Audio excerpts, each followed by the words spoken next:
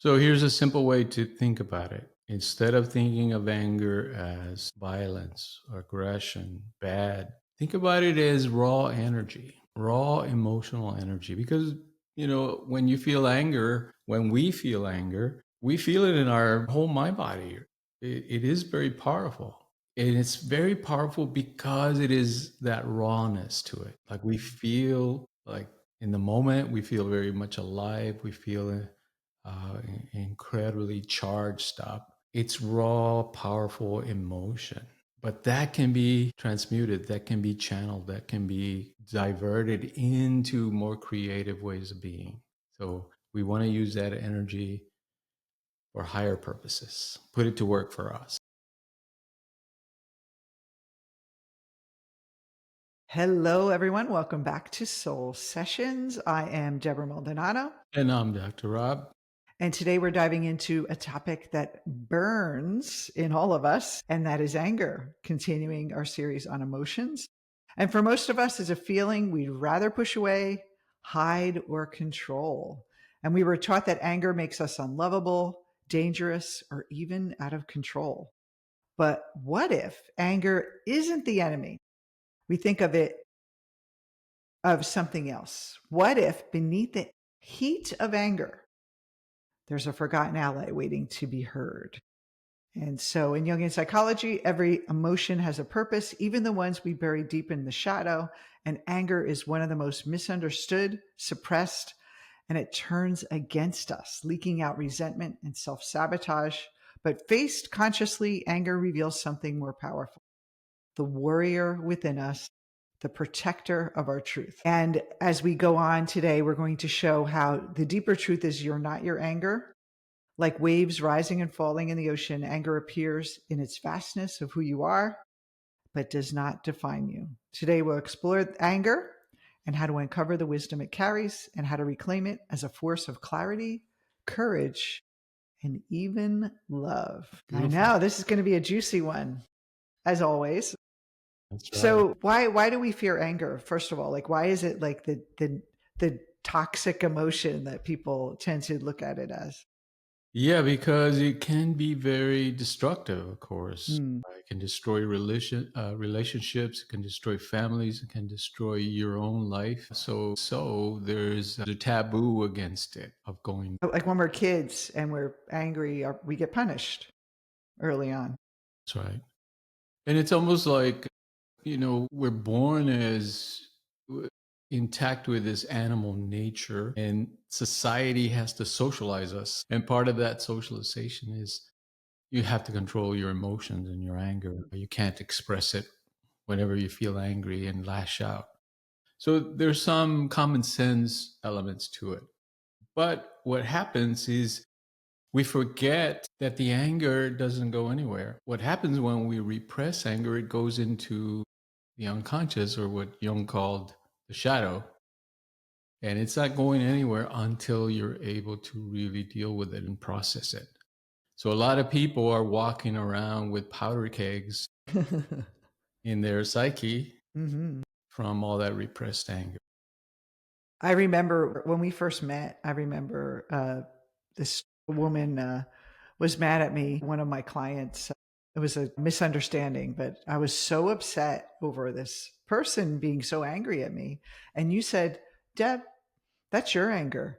And I was so like, absolutely not. I am not angry. I am a nice, I'm a sweet, peaceful person. giving person.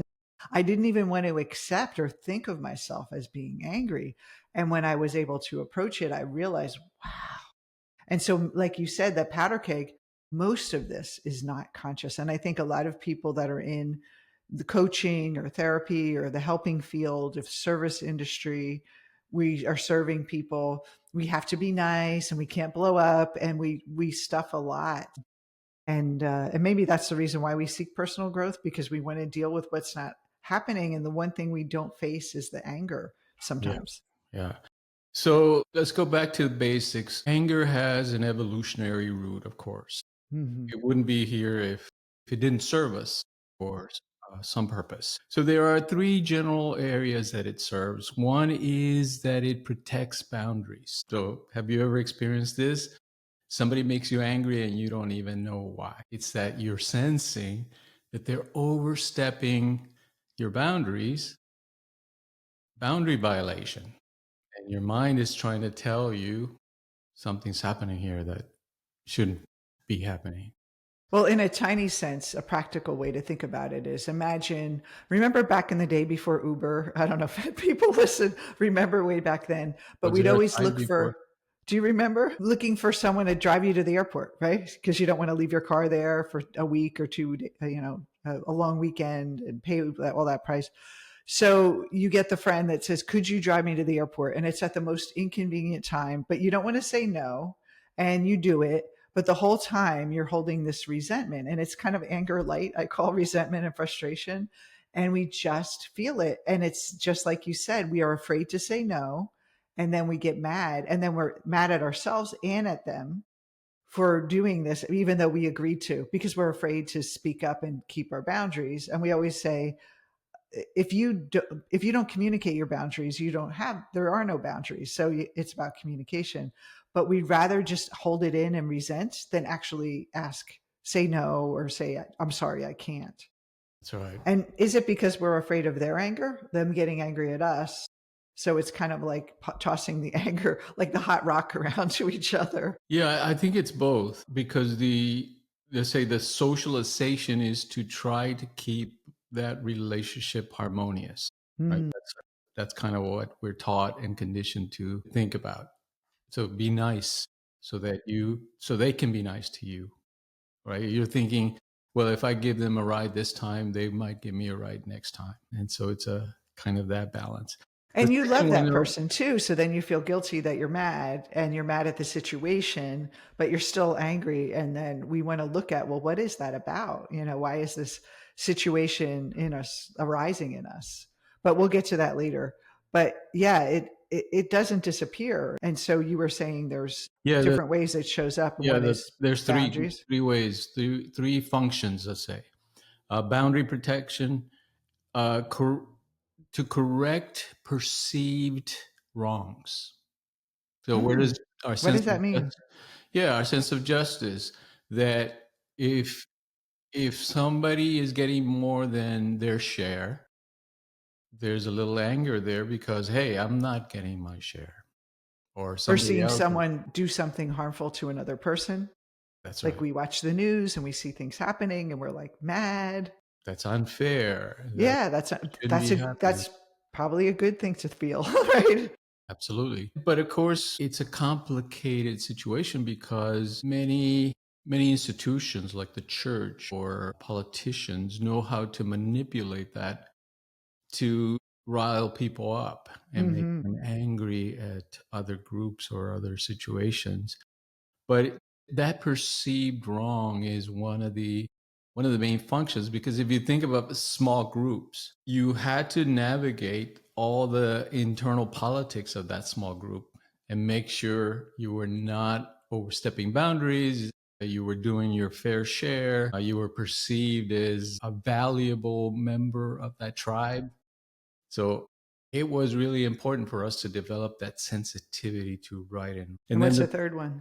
the third one is it helps us mobilize. It mobilizes into action, Mm. that particularly when we perceive threat. So if there's a threat, the anger, right, releases like all this That adrenaline? energy, yeah, that allows us to go into the fight or flight mode.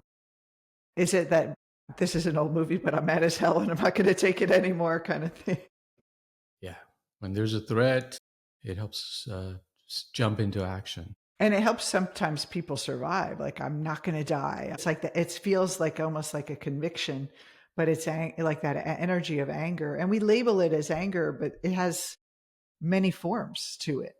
Yeah. Is that's what you're saying? Yes, and then the brain structures, just in general, right? There's a lot more interaction in the brain, but the general ones, just like we talked about fear, that there's these centers, the amygdala, that regulate fear and anger. They're really important parts of the brain, and they're much older than our thinking brain. And so we respond with that strong emotion. When somebody makes you angry, right? What happens, the amygdala kind of turns on the fight or flight mode. And if you don't have time enough to think about it, right? That's why the 10 take the 10 breaths and all that stuff work, because your initial reaction is to fight or flight, right? Or run away. The The flash of anger, isn't there a Buddhist quote that a flash of anger can It ruin can like destroy, a lifetimes of good deeds or something like that? that's right. Because in one flash of anger, you can hurt somebody or say something that will hurt you. And so it's a powerful, powerful system that we see its reasons for being there, but that if we don't understand it, it can work against us. Yeah, the other ones are the neurotransmitters that the brain releases when we're in that state of mind. So that we know that serotonin, for example, when it's low, it's not able to override those impulses. And there's dopamine also that gives us kind of a little reward for hurting others or for dominating them. And so people, like if you think about social media and people fighting over politics, for example, they're getting a dopamine hit, and people like Facebook and Instagram and Twitter and all these social media people know that if you just the algorithm shows you people that feel the opposite and you get triggered, or show you things that make you angry. It's so like it makes you angry and you don't even realize that it's actually fueling this kind of chemical in your brain. And then it turns into an addiction where Yes. which is I think it's really dangerous for our country, for the world, of people operating in that state all the time. It's really scary that we're all connected to this like machine that's The rage machine. designing this us to stay angry, and it really is like almost like just very destructive. It is. Chronic rage, we know from research, rewires the brain. It rewires and changes, just like meditation changes the brain for the better. Chronic anger, chronic rage rewires it for higher reactivity. So, can I ask you a question from a brain neuroscience perspective? So, let's say someone is, really getting hardwired for to be in rage all the time. So, the part of their brain that kind of has that critical thinking or the executive functioning, is that diminished, and then they don't have even the capacity to like think through things, and they're just in that reactive mode. That's right. That's exactly what happens. These brain centers begin to be the dominant way that you respond to situations. So instead of thinking it through, instead of being diplomatic, instead of using higher cognitive skills, you want to use aggression and force to solve the problem. What I see with anger, and just like noticing how people use it, and a lot of times when someone's really anxious, they use anger, like they have a burst of anger, like someone who has anxiety have bursts of anger almost like a way to get control. Or if someone's feeling grief and they don't want to deal with it, they get angry. Like it's almost like any, like, I don't want to say weaker emotions, but an emotion that feels like they feel like it's weakening them. They use anger almost to get out of it. Or would that make sense? Yeah, that's it. It's becomes like the go-to approach in the brain. Instead of using the higher cognitive skills, you're using kind of that dopamine hit to gain satisfaction. And wouldn't you say that, I don't want to put words in your mouth, but I noticed that people don't realize they are angry, but it shows up in maybe lesser kind of conscious forms of, not lesser conscious, but lesser intensity, such as being irritated or feeling complaining a lot, or frustration. And it's like a kind of it's just the anger's underneath that, but they're only kind of sensing that. So if they feel like they're in a bad mood all the time and they're just things aren't working out, and they're just that anger is like sitting there, almost like they're suppressing the anger because it's bad, but then it's trying to leak out through this kind of more appropriate terms, maybe socially appropriate way to express it, or even feeling it's acceptable to that person. It's more acceptable for me to just be complaining versus actually letting it out. Yeah, you're describing passive aggressive tendencies or behaviors. Hmm. Passive aggression, we know, is very commonly used in family situations, for example, where overt action or overt anger will not be tolerated. It would break up the family essentially. And so passive aggression becomes a way of managing all that energy of anger. But it's not a very good one, right? Because it's a kind of a slow burn of anger. Yeah, and the dangers of anger, having it physiologically, of being angry or just being in that negative kind of critical state all the time that you just haven't faced your anger, so it's just kinda that pebble in your shoe that just keeps growing. What does that do to us Yeah, we know it's very harmful. There's been studies on the heart, and when people hold in a lot of anger, it actually damages the heart muscle. And that's one of the primary organs, right? You can't live without a good heart. So you can imagine what it does to the rest of the organs. Ulcers, even cancers are linked to repressed anger. So there's definitely a need for us to understand and find ways to regulate, not get rid of, but learn to regulate that powerful energy of anger. Now, what would you say to people that don't think they have anger like I did? Like, I don't have any anger. Is just look for those other kind of I would say symptoms, but I hate using that word. But it's like these other ways it's expressed. Maybe if you feel like you're frustrated or you're complaining a lot. Well, here's the kicker that often it shows up as depression. Yeah. Repressed anger will show up as depression. Because think about what happens in depression. You're hating your life, you're hating yourself, you're being aggressive towards yourself, Mm. right? That's why the worst element of depression is suicide because it's against you. The anger is going against yourself.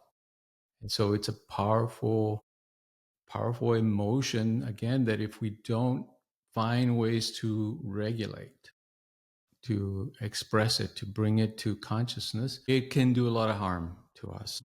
And really understand, it's like understanding it. It's like making like accepting it as part of ourselves. And then really examining, like, why am I so angry about this? Like, why did, like, I remember having that feeling of being frustrated about something and I agreed to something. I'm like, oh God, now I have to do this. And like, why did I do that in the first place? And it's a teacher for us to explore and it has wisdom in it. And it's not just, oh, anger's bad. I gotta get rid of it. And so the opposite of depression would be someone who's projecting their anger, right? So you're either turning it towards yourself or you're angry at the world and angry at people or a person in your past that has hurt you and you're carrying that resentment That's out right. there. And so it's either out or in, and then it's still, what we want to do is we want to go to deeper layer. Like, what is this? How is this serving me to be this way? And what am I, what can I learn from this? And how do I approach this with a higher consciousness, a higher awareness? Yes, so people have known about this for a long time. This is a quote from about 2,500 years ago. Holding on to anger is like grasping a hot coal with the intent of throwing it at someone else, but you are the one who gets burned. You're holding on to that hot coal of anger. It's burning your flesh. You can't let go of it, right? You're reinforcing or the lack of knowledge, the ignorance is prompting you to hold on to this anger and it's burning your hand. It's damaging your heart. It's like we were saying that all these internal physiological changes are happening, rewiring your brain. It's hurting you, not the person you're intending to hurt. And so I'd like to talk about, like, for a Jungian spin on this, is like the archetypes that could help us with anger. And one of them I love is the warrior. And when we think of the warrior, it's someone who is, I always call anger unexpressed passion. It's something we want to say, something we want to be, something we want to do. And the anger is it's like bottled up, all this like untapped energy. And it could either be used to move us forward, like you said, or weaponized against us or others. And so I love that archetype of the warrior because the warrior focuses the energy and it gives you like it has the shield. The warrior has the shield, which is, helps you know that you're safe, that you're keeping your boundaries, you're standing for yourself. But the sword is an interesting symbol because it helps us clarify. It's like the intellect. It cuts through the delusion and it helps us understand what's going on here instead of just being reactive. It's like that higher intellect cutting through and seeing the truth of what's happening. So you feel you're keeping your boundaries, but you're also looking at what can I learn from this? And I just love that those archetype and those symbols for people to understand how do I work with anger. Yeah. Yeah, because you need both. You need the higher knowledge, the understanding of what you're working with, so that you don't end up just punching pillows or kind of reinforcing the aggression, but you really find a way to understand that anger and then how to channel it into more creative ways of dealing with it. Uh, we know meditation works. There's been really good research done on meditation, and it actually reverses that rewiring from the overactivation of the amygdala, the anger and the fear, to activating the frontal lobes and the thinking aspects, the self-reflective aspects of the mind, and reducing actually the amygdala shrinks so that you're not overreactive. You're able to manage your impulses a lot better. We also teach our clients the idea of pure awareness that we're the witness. We're not the anger, we're not the emotions, we're not our past, we're not the persona. And I think just say I'm not my this is not my anger or I am or defining yourself as I am angry. It's like there's anger arising. There's anger arising, let me examine it. And when you stop identifying the I with the anger, you can look at it in an objective way. But if you're I am angry, you're looking at it in a subjective way, which is going to bring in a lot of old narratives, old stories, defenses that come in. But if you're like, oh, this energy is arising, it's a teacher. Let me. Yeah, that's a great point.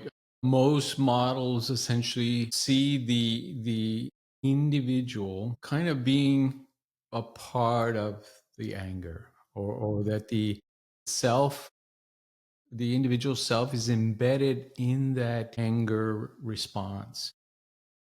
What we learn from Eastern philosophy is that that's not the right perspective, or it's not the best perspective. That there's a witness mind, uh, or a part of the mind that is the witness. It is witnessing our mind, our brain doing the anger, and observing. It's able to observe our mind experiencing anger. Now that's a very different perspective, because what it gives us is kind of that cushion of there's a gap between the anger and our real true self, that observer in us. And so then we're able to work with it in a much more creative and powerful way because we're not afraid of it. Most people fear anger because they feel like it's overwhelming my mind and therefore I'm going to lose control and do something bad. But when you're observing it, you don't have that fear because you're simply observing it without judging it. You're not caught up in the anger. You know what a great metaphor for that is? I always say that anyone who's a parent or has been around a 2-year old having a meltdown, and you as a former child psychologist, you know that if you try to soothe the child, they're just going to act out again and get what they want. They'll use the outburst. The best thing to do is just step back and let them run out their energy. As long as they're not hurting themselves, it's actually the best thing because then they know that's not going to work anymore. And it's almost like these energies in us, if we respond a certain way, it kind of learns, okay, when this energy learns this and then this response happens, it kind of reinforces that kind of pattern. And so what we're doing is like basically interrupting the pattern. And you're the parent, and you imagine that 2-year-old in you that's angry having a little meltdown, and you're not buying into it. You're not pushing it away. You're not putting the kid out in the backyard to run around. You're just like be there and watch without judgment. And it's amazing what arises from. Yeah. Also, from Eastern philosophy, the idea of non-attachment is a Hmm. powerful, powerful tool to work with the mind. Because if you think of what is anger, like we were saying, it's dealing with boundaries, it's dealing with right and wrong or justice, and it's dealing with kind of affirming our right, Our security too, right? yeah, our security, our safety, and all that. When we're attached to certain outcomes that we say, this person is overstepping my boundaries, they should not do that, I want them to be this particular way. If I push back, all that does is escalate the situation because now they feel like you're overstepping their boundaries. They have to defend. They get in a defensive mode. That's right. Yeah. So that escalation is due to attachment, that we want things to be our way. We want control. We want it to be in a particular way. What non attachment does is we drop that. We still say, my duty is to protect my boundaries and affirm them. But I want to do it in a creative, diplomatic way so that it doesn't just escalate the situation, that I'm able to manage the situation in a much more creative way. One of the big ego kind of attachments is the need to be right. So in an argument, like whether you're a couple or whether you're having political fights with your family, that need to be right, it like puts a wall between the two of you, because then it's like both sides want to be right and everyone's fighting, and it's escalating and escalating, and there's no resolution. And it's almost like you're not attached, that they believe what you believe will help you not feel so angry, because your attachment to them changing, whether it's your husband putting dishes in the dishwasher, or uh, not mentioning any names, or the friend that betrayed you. You want them to be different, or you want them to apologize, or your parent to be different, or your sibling to be different. That you're right and they're wrong, kind of thing, always stops and inhibits us to have a close relationship with the people. And then we end up kind of being that, like you say, that passive aggressiveness starts to happen. We start to not address it, and then we just kind of keep it under wraps, and then we never really build that bridge of intimacy with these people. And then this is why people, I think, get divorced, because they stuff and stuff and stuff. And it's not to say that of course the woman is always right, I always think. Just kidding. But it's always like that kind of letting go of that other person being on your side or believing what you believe. I think is the case. It's communicating your needs, communicating what you believe without the attachment of them agreeing with you is such a superpower. There is something to that women are always right element. Sorry, Because we're guys. No, it's like this. If you look at the statistics, it's men that are aggressive most of like overwhelmingly. Yeah, There's no even a contest, you right? don't see many mass shootings by women, or any, hardly any, Right.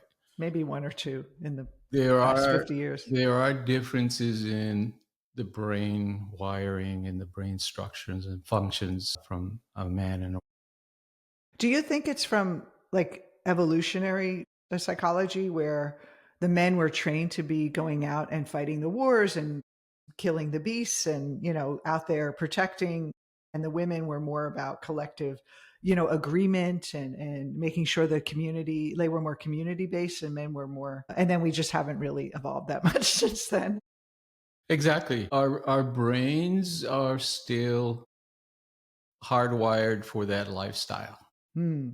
Defending the group, hunting, killing, fighting a war, whatever it is.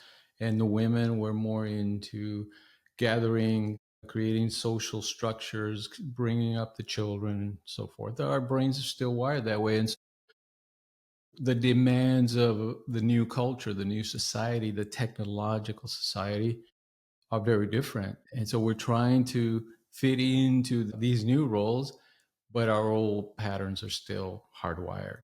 So, like in the corporate world, it's like the men will ask for the promotion or the more money, and the women will be more or less, leaning in the in the boardroom, and that whole thing because of that almost like ancient structure of the male DNA of being the aggressor or the warrior, and then when a woman stands up and is powerful, she's judged differently than a man. And even like, you see people that are really successful, they talk about what they're wearing and what they look like. And the men are, it's all about their success, especially actresses. They're always, congratulating the acting of the man. And the woman is like, oh, and she's still beautiful. And she looks great in that beautiful gown that she's wearing. And yeah, so it's a lot of that, like kind of assertiveness, the power that has been attributed to men. And I think now women are want to take it back, but we have to kind of look at how can we do that and how can we be warriors in our life? How can we stand for what we believe in?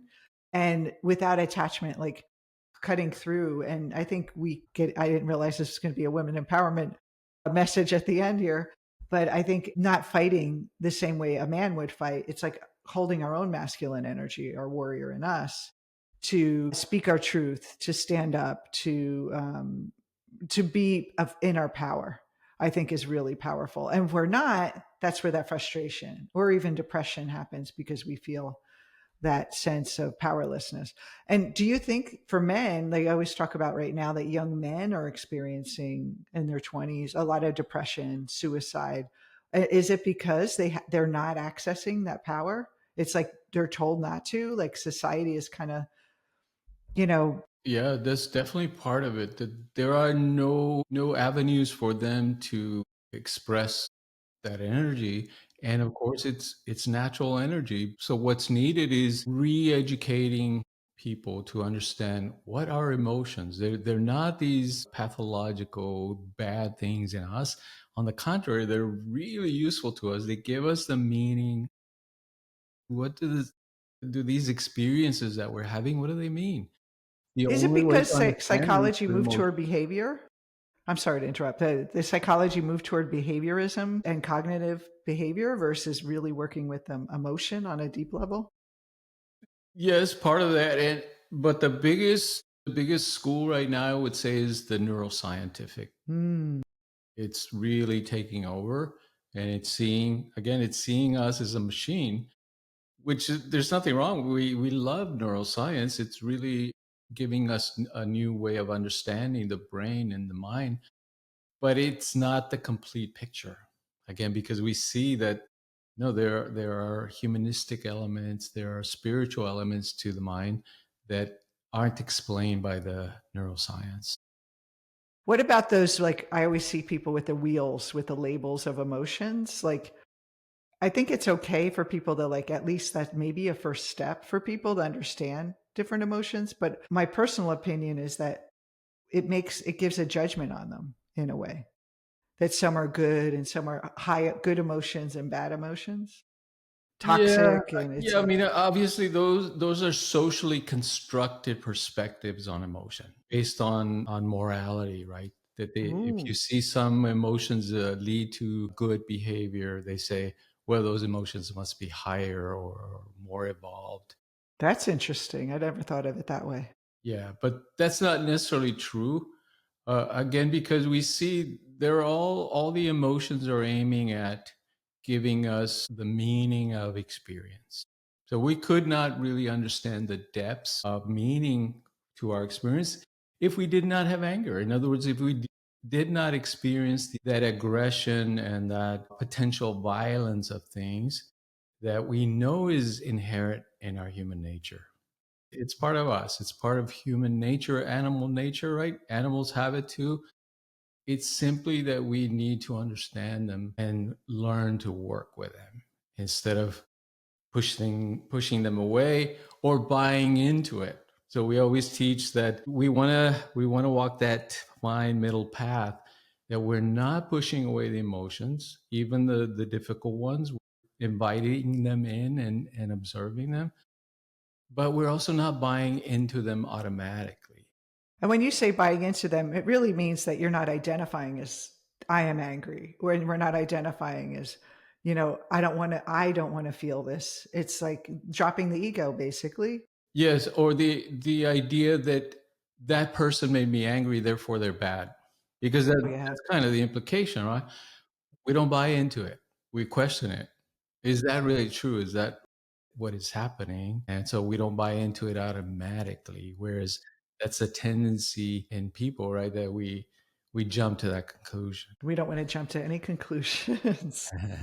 So wrapping up, I mean, I love the term. It's kind of like a sacred flame of anger. It's when it comes up to ask yourself, where am I not in my power? I think that's a great question to ask yourself when you have anger. Where do I not feel like I'm in my power? And think of it as that sacred flame. It's a calling from our soul, like saying there's something unattended to in you.